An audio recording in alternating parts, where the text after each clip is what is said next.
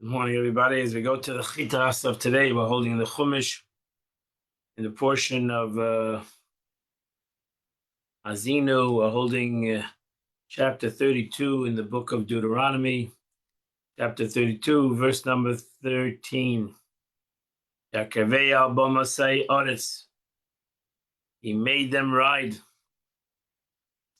in the land of Israel, the highest place of Yechot Tuvei Sadai, in order that they might eat the quick ripened produce of its fields. And he nurtured them with honey from figs, grown in soil hard as a rock, and olives from olive grown in flintstone. Rashi says the entire verse is explained in a manner similarly little to its little translation in the Targum Onkelos. That's the best way to translate this verse.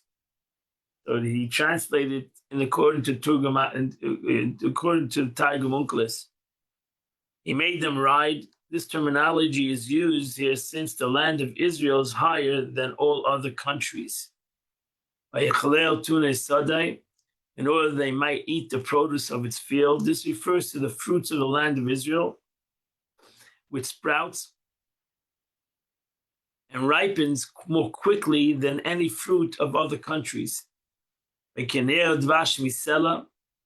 happened once in Sichni that a man said to his son, "Go and bring me figs from Israel, from the barrel." I'm sorry. He went and he found that the honey floating on top of the barrel. The son said to the father, "This is a barrel of honey." The father replied, "Sink your hand in it and you'll retrieve the figs." That's how the figs are so blessed that it gave out an unbelievable amount of honey. Hashem machlish tzur, oil from a flintstone. This refers to the olives of Gush Chalav. Bamasai, again, Bamasai denotes the heights. Sadai is the meaning of fields. Chalmish tzur means the strength and harden of a rock. When it's connected to the next word, it's vocalized chalomish. But when it's connected to the next word, taking constructive form, it's vocalized chalamish. Chalmish. Depends how you want to connect it. Want to connect it to the next word or not. Verse 14, Chamas Bakr v'chelev tzayin. Cream from the milk of the herd and milk from the flock. And v'chelev karim v'elim, and the fat of a lamb. V'atudim v'chelev kloyes chita, and the fats of the ram of Bashan, he-goats, and the wheat kernels that are fat as kidneys. V'dam anav tishta chamer, and you'll drink fine, strong wines, the blood of grapes.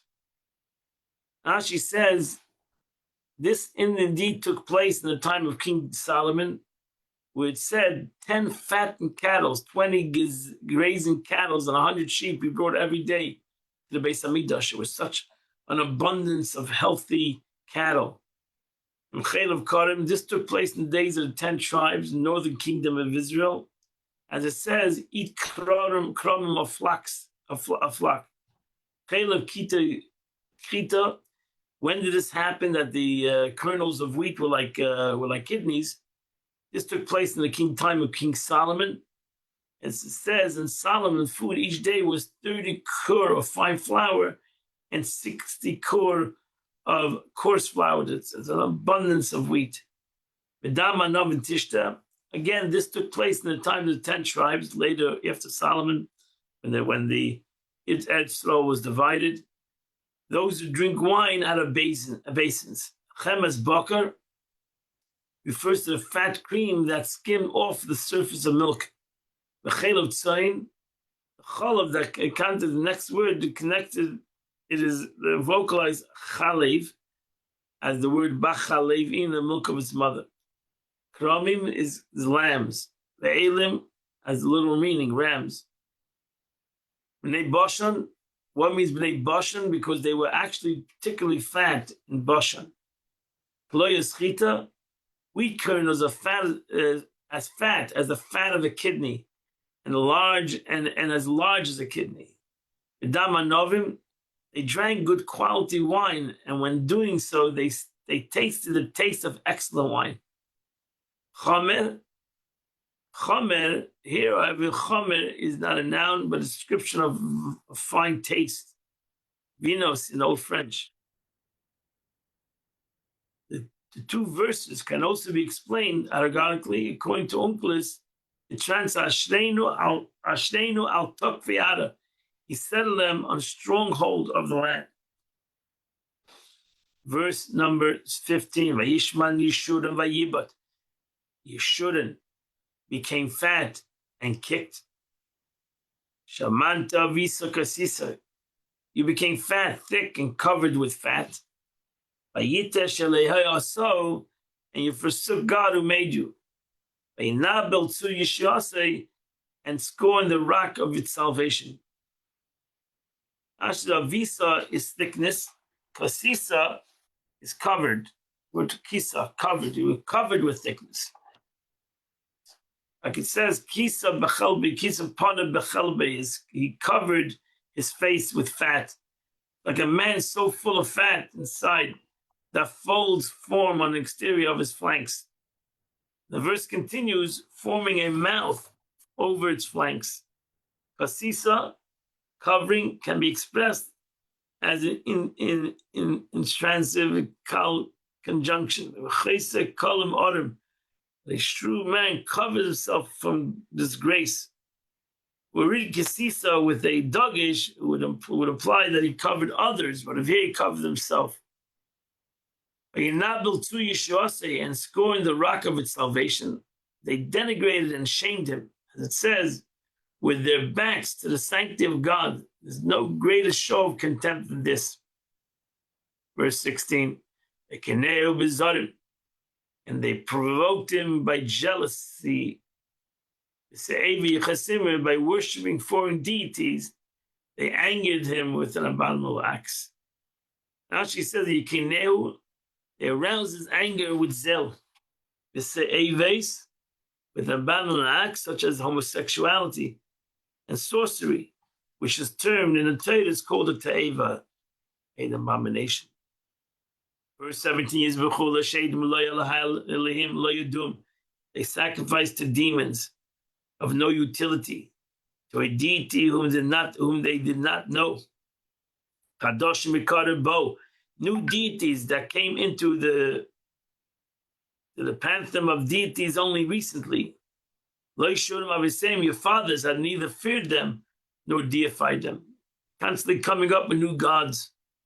Loyalaka, Rashi says, Onkelos translates, Loyalaka, the less behind Sreich.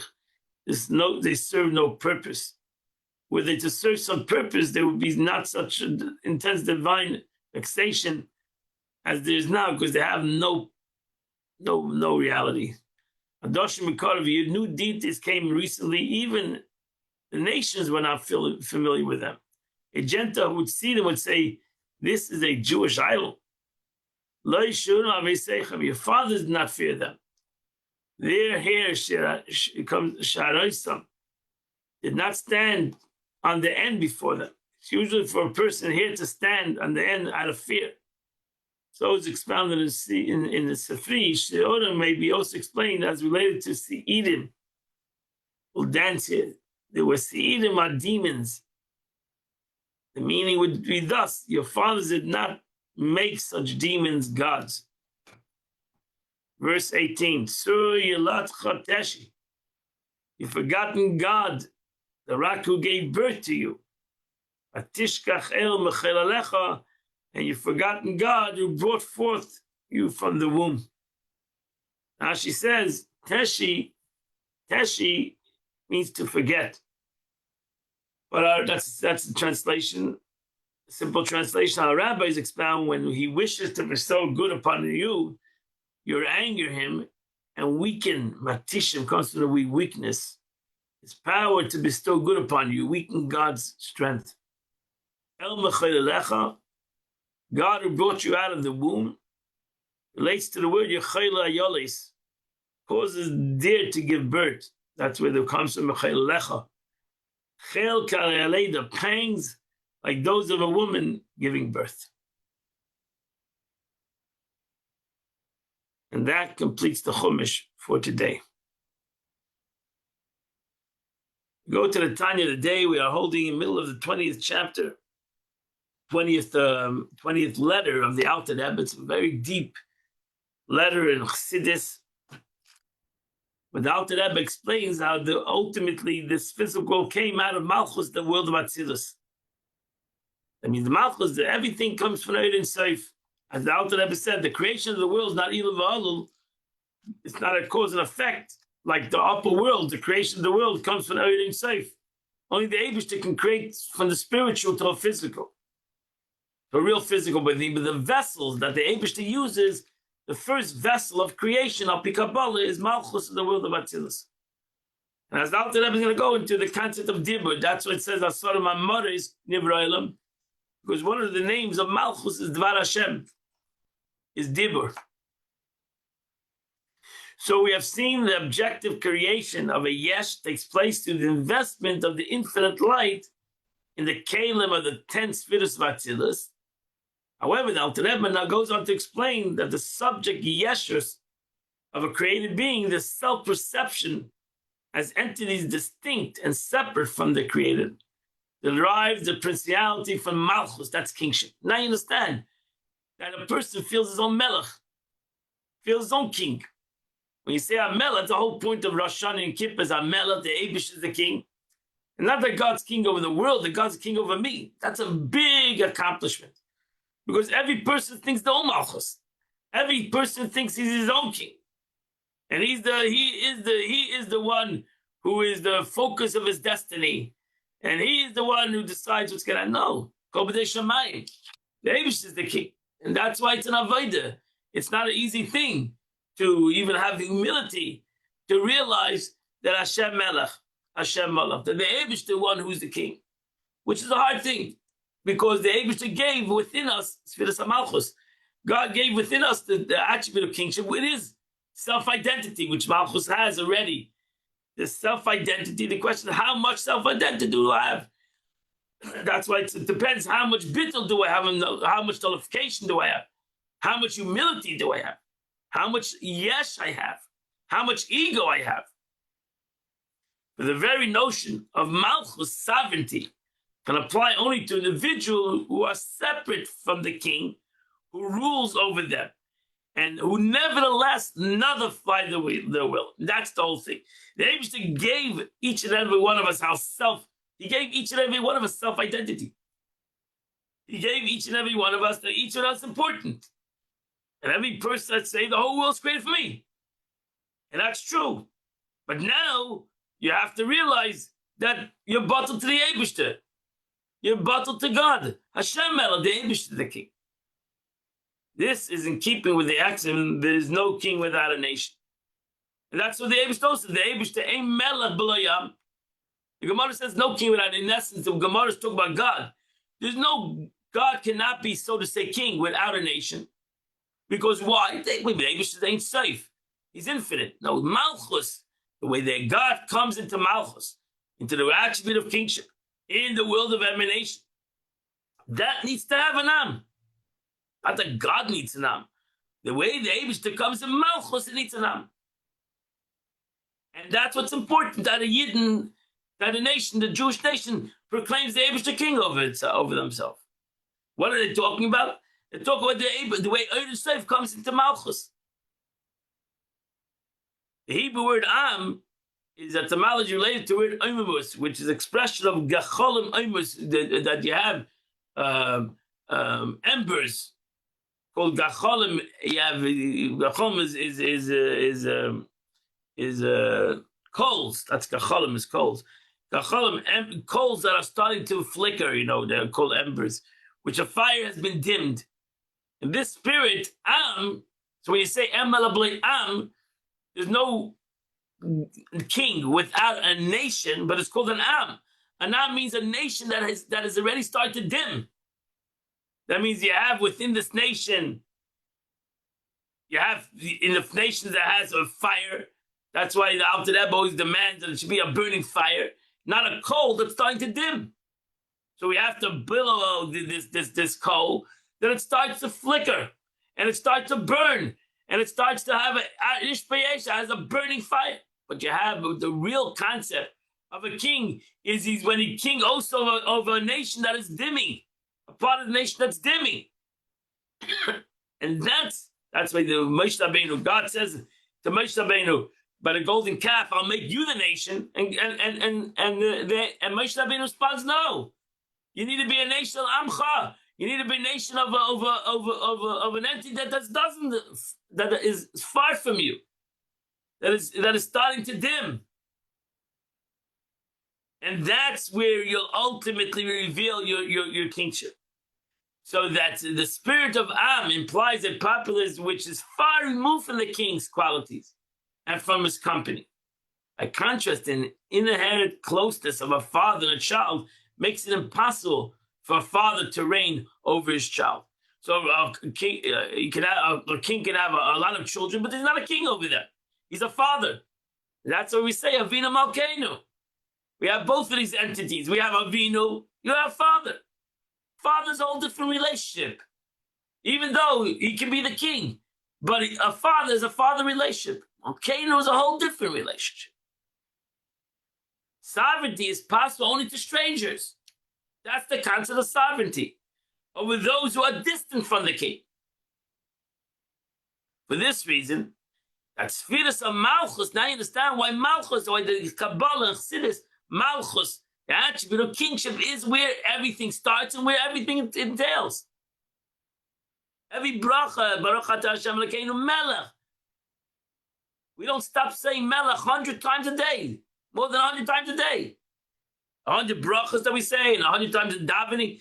Melech, Melech, Melech, Melech. Because after the Eibishter needs, God needs to be king. Malchus needs to be king. Sfiras HaMalchus. We're building the Sfiras HaMalchus.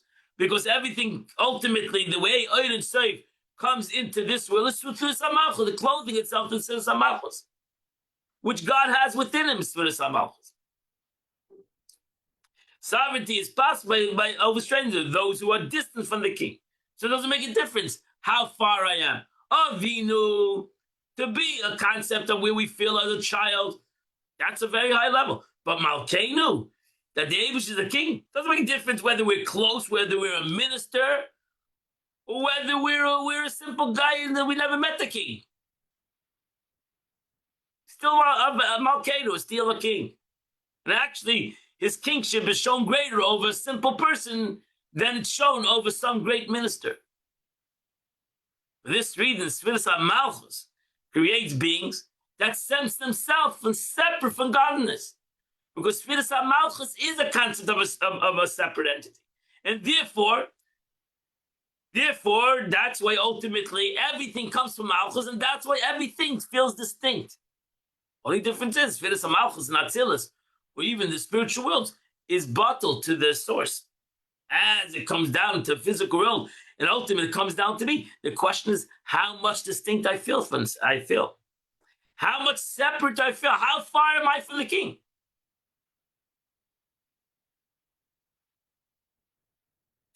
That's why it says, for only them is it possible for Malchus to reign. So that the distinct and separate created being should, by the dint of their own spiritual service, that's why it's up to us. God, so to say, waits for us to say what he wants. God waits for us to come and say, I'm sorry.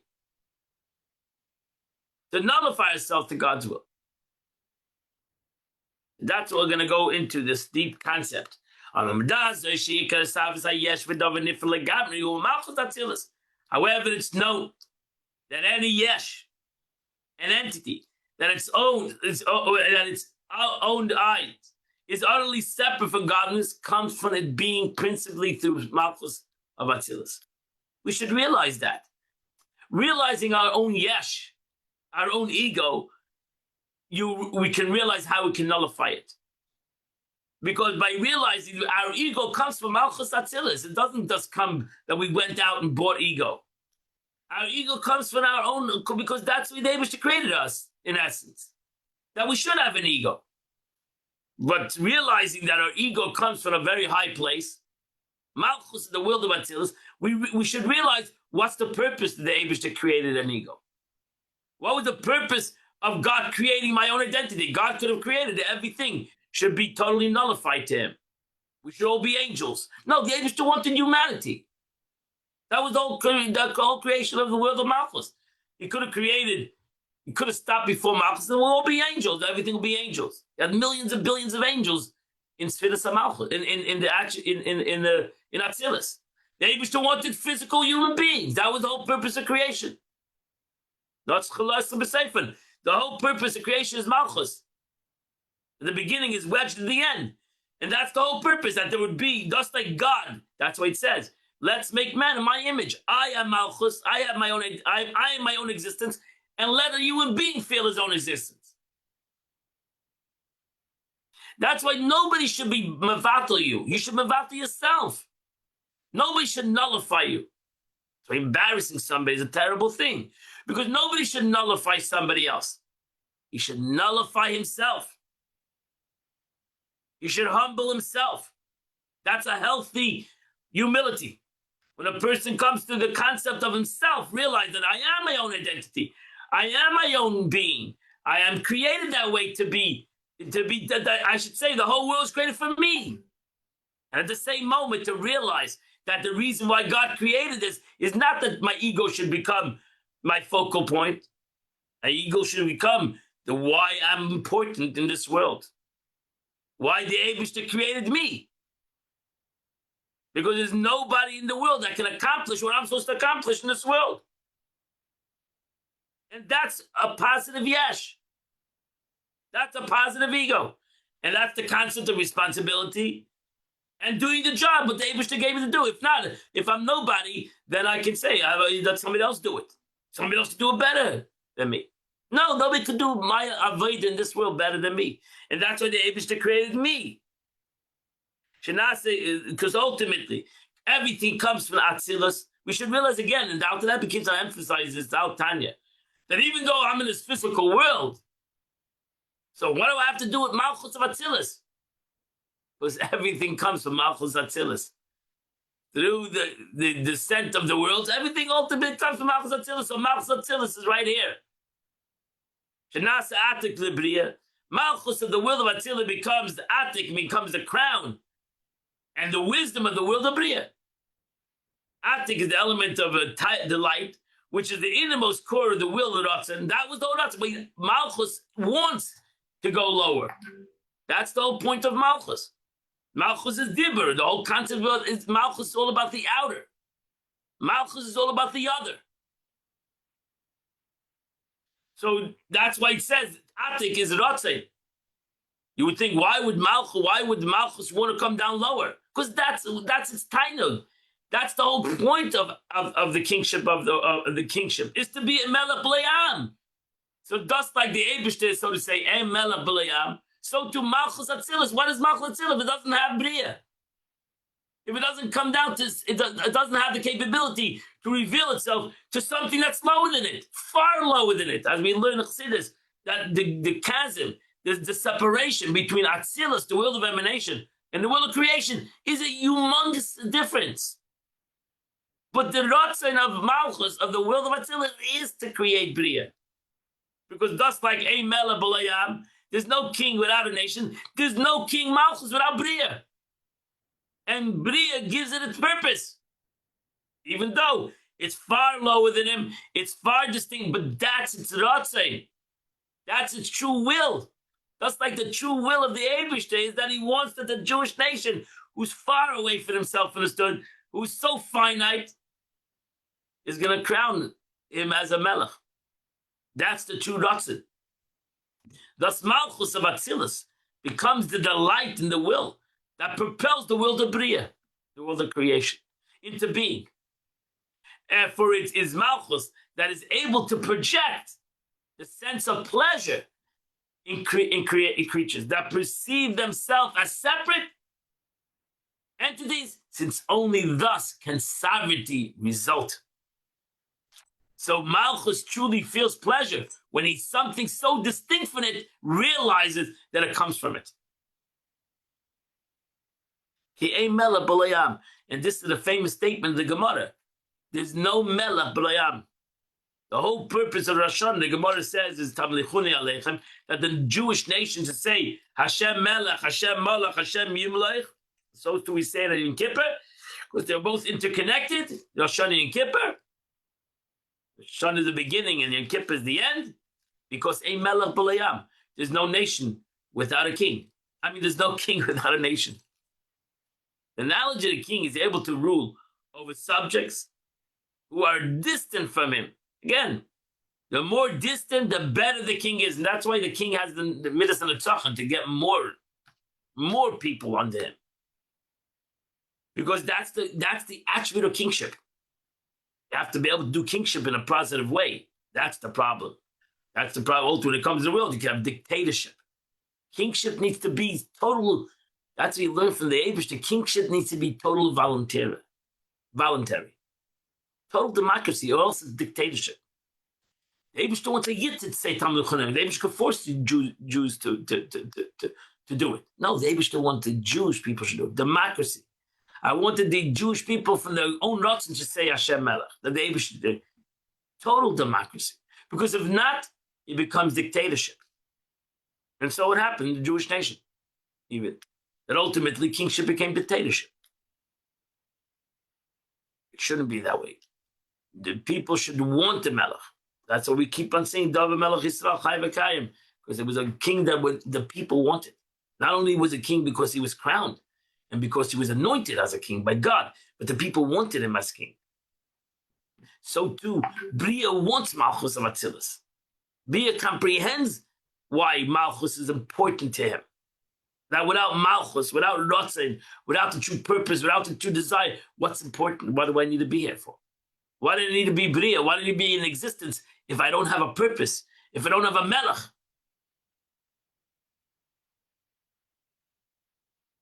Now we correspond to created beings of will of Bria, which are distant from godliness. Unlike the beings of will of Atzilus, which are close to him. That's why it's called Atzilus. They're close to him, like ministers, children. What's the Chachma? To be a king over children. What's the Chachma? To be a king over ministers.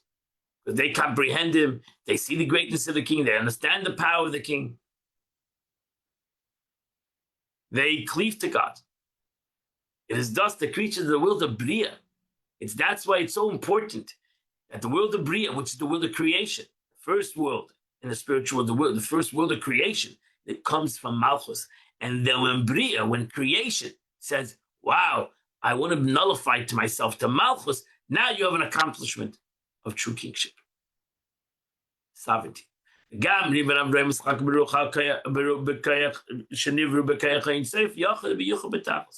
Also, the multitude of diversity of creatures, though paradoxically, they are created by the power of the one who absolutely encompasses Ein Sof. So that's the beauty. The world and I myself was created from Ein Sof. But I feel my own identity. I'm far away from my reality, from true reality. I'm not far away from my reality. I'm far away from true reality. This is God. How did this all came about? It comes out through Malchus. That's why it comes out from the mouth of God, as it's written, by the word of God were the heavens made. Now you understand why Malchus is Dibur. And with the spirit, the breath of his mouth are all his hosts. Because ultimately, everything comes out of Dibur, speech, which is an outer expression in comparison to Machshav. And the 5 organs of spiritual speech corresponding to the 5 physical organs of speech, which are the 5 gevuras of Nukva, female element of Malchus. So you have gevura, that's speech, because the second I have the mouth, 5 organs of the mouth that create speech, means take the hevel is the inner aspect of speech, breath. Then I bring it through the 5 organs of the mouth, which create a word. So the mouth automatically takes the breath and contracts it, gevura. But without that, I wouldn't speak. I wouldn't have revelation. I wouldn't be able to take the breath. That's why you see also that Gevura is a positive thing. It's not a negative thing. Therefore, Malchus is called the world of revelation, manifestation. Because in this world, in the world of in the spheres of Malchus, came about manifest the concept of worlds. The infinite insight creates something out of nothing through what first started with speech. Without the recourse to the Ilah, cause and effect, it was total new revelation. So the previous aspects in the world, the Spheres is total Ilah va'alul, one connected, but Malchus is a total new reality. So when is Dibur revealed in Malchus? So in Chesed, Gevura, Tiferes, these are all Ilah va'alul, one affecting the other. Comes Malchus, comes to Dibur. So that's why Malchus is in a way greater than all the other attributes, because it has nothing itself. It does have the beginning. What is the beginning? Is the whole purpose. That's Dibur. The whole purpose of why the Eibishter created the world, why the Eibishter created everything, is that there would be a Dibur, that there would be a world statement. He, Bereshis bara Elokim. The progression of Ilah va'alul exists only in the creator as well. Yesh Ayin, in the hands of Ein Sof alone, everything comes from infinity, and it's Malchus as Attilas that makes this power manifest. And that's why you have to have Malchus of the world of Attilas, because without it, everything will be totally nullified. You have Malchus, which Malchus is already in Ein Sof, but it's revealed.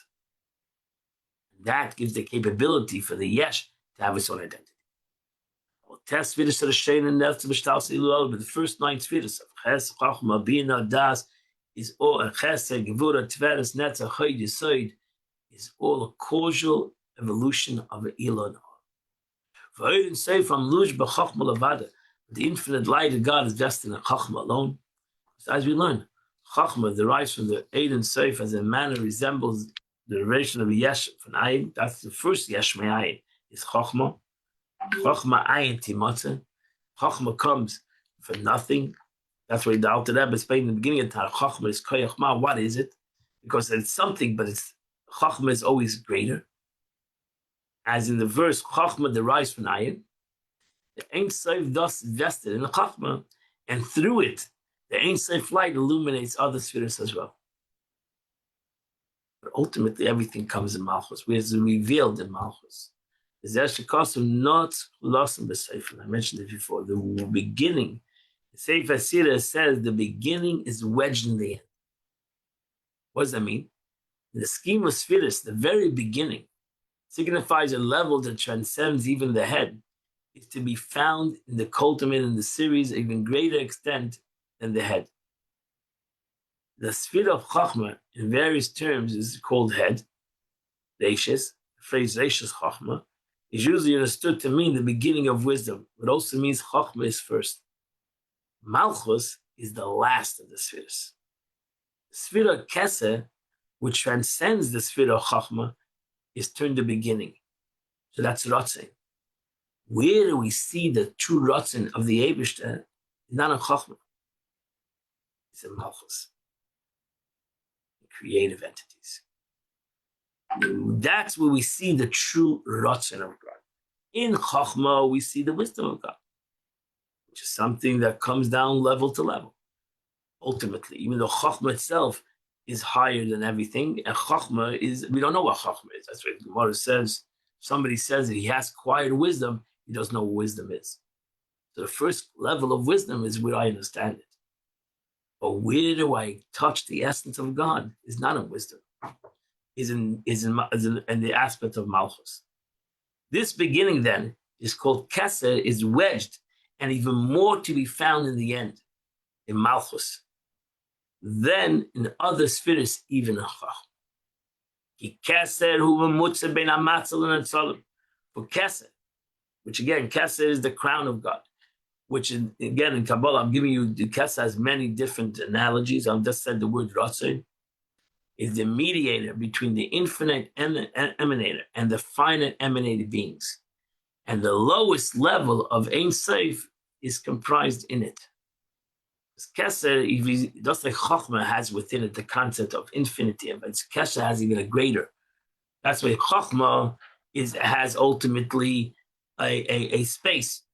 But Keser, Ratzon, has no space. It goes into all places.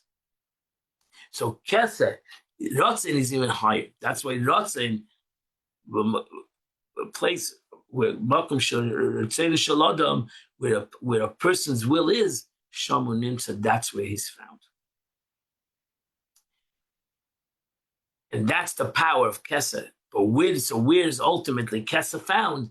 It's wedged in Malchus, the concept of Dibur, when the Eibishter wants to bring about the concept of creation, real creation. So therefore, the whole purpose of all the Chassidus tells us the whole purpose of all. That's why a person says B'shvili nivra olam. When we say because of me, the world was created, doesn't mean this physical world only. It means all worlds, even all the spiritual worlds were all created for me, meaning me, my physical reality, and what's the purpose of my physical reality, and that's really the whole rotzen of the Eibush. That's really the whole true will of God. So, and the Keser, the mediator between the infinite, the emanated, the finite emanated beings, and the lowest level of Oid Ein Sof is comprised in it. So every intermediary is such, in our case, Sfiras HaKeser, was incorporated at least some aspect of both levels that it seeks to bridge. The aspects of the infinite light contained in Keser is the lowest degree of Ein Sof. This level is the beginning, that level Ein Sof that is wedged in the sphere of Malchus. For as mentioned earlier, it is Malchus that reveals the power of Ein Sof to create Yesh Me'ayin. Chein Nikra Keser Malchus. And that's why in it's called, it doesn't call Keser, it's called the Keser of the king. It's called the crown of a king. It's called Malchus, the Keser of Malchus. Even though Keser is higher than Chachma, but it's called the Keser of the Melech.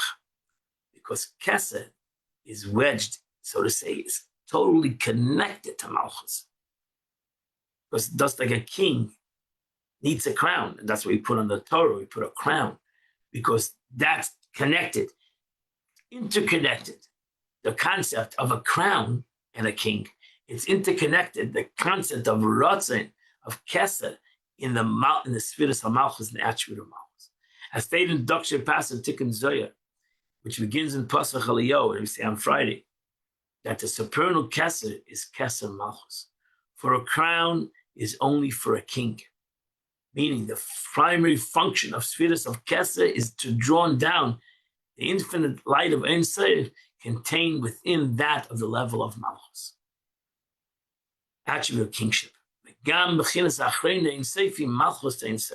So too, Keser is called the Keser Malchus because the final level of Ein Sof is also called Malchus of Ein Sof. We call Oid Ein Sof and Malchus of Ein Sof. Thus, Keser itself possesses the quality of Malchus, is the lowest level of Ein Sof.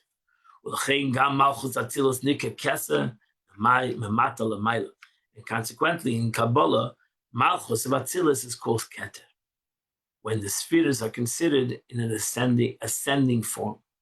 In this perspective, looking upwards, you look the other way, look downwards, you look upwards. Abish looks downwards, we look upwards. Malchus, the lowest level, is termed Keser, in relation to the higher spheres. This is because Malchus is the primary receptor for the downflow of Keser, which then illuminates the higher level by means of Ur Chayzer, the reflective light. Like a beam of light that travels earthward towards space, through space, it then strikes the world's surface and rebounds with a new intensity. Above concerns the ability of Malchus to manifest itself in the power of Ein Sof in creating Yesh for the nothing, Ayin, and enabling the created beings to perceive themselves as entities distinct from their creator. This very reason, however, this creative ability cannot be considered a revelatory aspect Ein Sof light. Rather, it demonstrates a capacity to conceal.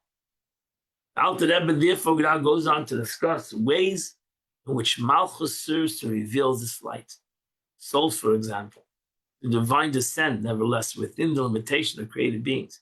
By virtue of this revelatory aspect, Malchus is called Alma Disgalia, a world, manifest world. For through the sphere of Malchus, the Oid Ein Sof reveals itself in the world.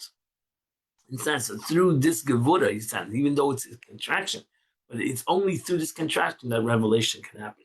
And therefore, it's not really contraction. And that's why if you have a concept of a negative for a positive, it's really not negative. It's all positive. That's why tzaddikim only see the positive in any negative, because it's not negative. All much of Kol B'dei Shamayim. All comes from Sfiras HaMalchus. It's all about Sfiras HaMalchus. Therefore, everything that happens in the world is for the good. This especially, so since the Malchus is a creation of souls can take place. That's the most important thing. That they become, especially in the world of Bria, the Shamas, that's where the source of the Shamas Tzadikim, most Tzadikim, besides a couple, Bnei Aliyah, the Neshama of Moshe Rabbeinu was the Neshama of Atzilus, but in general, all come about in the world of Bria. And notwithstanding, they're becoming a yesh, even though in the world of Bria, these neshamas are much more of a yesh in comparison, much more of an ego, much of a self in comparison to Ruach Atzilus, they still retain the aspect of godliness. While yet in Atzilus, souls have no sense of being yesh, since they're entirely nullified to godliness. On entering the world of Bria, however, they perceive themselves as being distinct, softer creatures. Notwithstanding this, they remain godly entities and draw down godliness within the world. And that's why we learned many times in Tanya that the Neshamas Abriya, which the Neshamas Tzadikim, bring back the aspect of Talmud. That's they brought about the revelation of God in the world through the revelation of the oral law in the world. What would we be without the Torah Sheba'al Peh? Without the revelation of Torah Sheba'al Peh, the Gemara and Allah, etc., we would not have no comprehension. And therefore, that's the greatness of the Neshamas that still had a strong divine power, as we learned, the Yadideyas Hashem, that an unbelievable divine power, even though they didn't see like Moshe Rabbeinu, but they had an unbelievable Havana, that unbelievable understanding in the Torah, that they brought about a whole Torah Sheba'al Peh in such a revealed way. Nikam Shem later, and the souls of Malchus is termed like a birth. It's like a whole new birth. Kriyas Yamsuf, it's like the creation of the souls that come about in the world of Bria is like a whole new creation. It requires intervention of higher powers. And safe, because even that, to be able to go from Atzilus to the world of Bria is like a whole new reality. It's like a new world. It's not like the continuation. It's simply a whole new reality. And as it's brought down, it's like crossing of the sea. Kriyas Yamsuf, the Batik Italia, that it's splitting in the Red Sea, which is the straight and depends on Atik. The word Atik relates to the word netak, implying removal and separation from the created world. In the inner, higher level of Kesser. So in Kesser, is Atik and Arich. So there's a higher level of Kesser. Atik means separated as Arich, where it comes down. It's longer expressions. So you have everything, there's certain things that come from the outer expression of Kesser. And there are certain things that come from the inner expression, the true inner aspects of Kesser. And that's why, like Zoya says, to be able to get the word of Bria, not to loss and B'Seifa, to be able for Malchus of Atzilus to bring about, even though it wants to do it, but how does it have the capacity, the power to do it? And that's Atik. Atik, the inner aspect of it has to be true Ratzin. That's why we learn it, we see that in humans. To be able to create a new reality, you have to have true Ratzin. You have to have true inner will. Right? You can have a lot of desires and you can have a lot of chokhmah, but for some reason, we cannot create a new reality. We know we need to create a new reality, but simply we cannot do it. We need to go deeper. And we need to go to the true essence of our ratzon. which is the Ratzon of the Eibush, and then we can create a new, and that's like a new Leder. That's why about Tshuva is like a new Leder. This is a new birth. This new year is a whole new birth. It's not just a continuation, because we're going to do all Omer Shem. We're going to do Tshuva tomorrow, and Tshuva Me'ava. We're going to go to the true level of Tshuva as we learned. We're going to go to the Tshuva Me'ava, Tshuva out of love. That's Atik. Out of true love, out of true Ratzon. And that's going to create a whole new reality. It's not just going to be a continuation. It's going to be like a whole new reality. We're going to go back to Malchus of Atzilus, and that's going to create a whole new Bria. It's going to create a whole new creation. Because when we go to the essence of Ratzon, to the essence of will, we do Tshuva Me'ava. We go to the love of God, to the essence of God. We don't just continue something. We create a whole new reality. And that's like Kriyas Yamsuf. That's like a whole new reality, crossing of the sea, spilling of the sea. Kabbalah teaches the birth of the souls and compared to the spilling of the sea, and like it requires powers of Ein Sof that are found in Atik, higher than the world.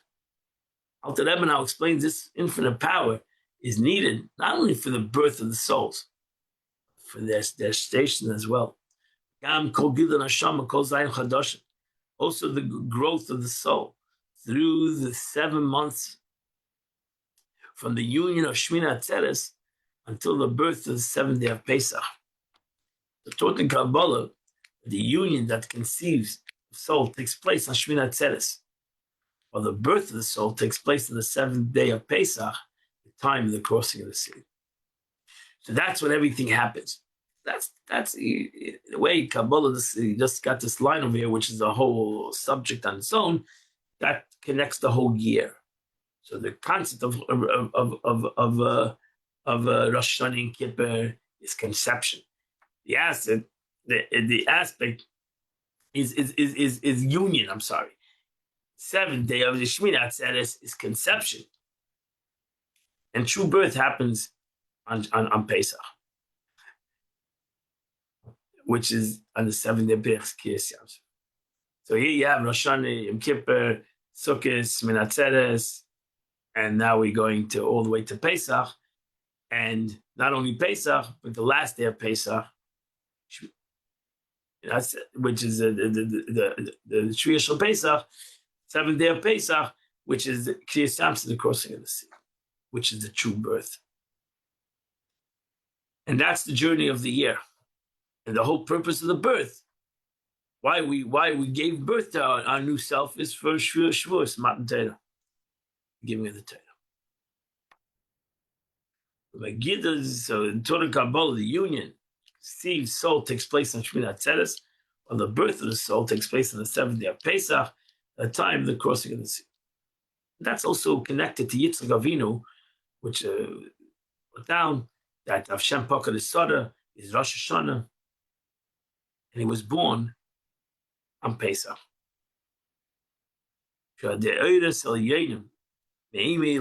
This takes place by the means of the supernal roots of Imei Lah.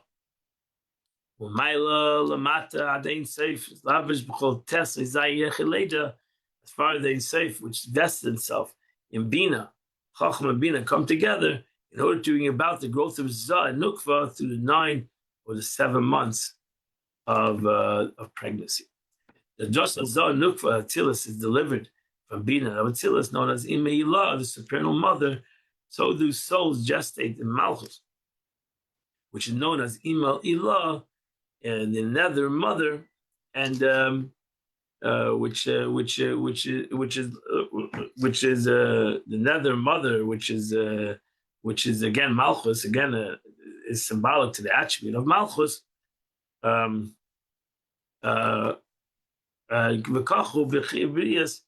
so too is the creation of souls and the angels of the world of Bria. They too result from the supernal root Oidus of Ein Sof as they're drawn down to Malchus of Atzilus. Alter Rebbe now goes on to state that these supernal Oidus of Ein Sof that descend into Malchus of Atzilus not only make it possible the birth and gestation, but also to responsibility for the actual conception. Gam Kolikim V'Sher Shatipon, very essence and root of this is seminal drop. Which Malchus receives and through which she is impregnated by Zeir Ampin, derived from Meichan of Abba and Ima, of the father and mother, Bina, Chachma, and Bina, respectively. Chols, even in Shechas La'Abba v'Ima Ma'arach Ampa V'Atagemim, and very conjunction of Chachma and Bina, which intent is to bring about the birth. Their issues, force from Abba and Ima, the seminal drop, from Arach Ampim, from Atagemim, for the higher up awareness sake. So again, in a very, this is Kabbalistic concepts. So, but to bring it down in a practical way, in the concept where the time we're holding in, so Rosh Hashanah is Abba, Rosh is the father, Melech, Yom Kippur is Ima. They come together. What we're trying to create? We're trying to create, to bring down a new seminal light, a new seminal drop. And that creates a whole new year. And that creates a whole new reality, which is going to be conceived in the Sukkot, which will ultimately, its conception will be on Simchas Torah, on Shmini Atzeres, and Simchas Torah. And that's the whole thing we're trying to create. And that is all, that's what it says. You'll see the next step, he says, it's all hidden. That's why, in a way, Sukkot, Kabbalah explains, Sukkot is Bakesa. You're going into a makif. You're going into a encompassing light, more encompassing, because it comes from Shana and Kippur, which is more encompassing light. And ultimately, it's going to be felt. Shmini Atzeres. That's when it's being conceived. On Shmini Atzeres. On Shmini Atzeres, it's being conceived. And that's why it's all about simcha. It's all about joy. It's all about the true joy, because we not only it was in a makivdik way, it's in a compass, like we felt it in our physical bodies. We danced and we sang, and we're going to celebrate physically. This is all done in a makiv, more encompassing, concealed way, until Nukva gives birth, till Malchus is revealed, the souls of the angels, the Eichalos of the world of Bria. Nimshus is a gilu in Seif Baruch Mamash.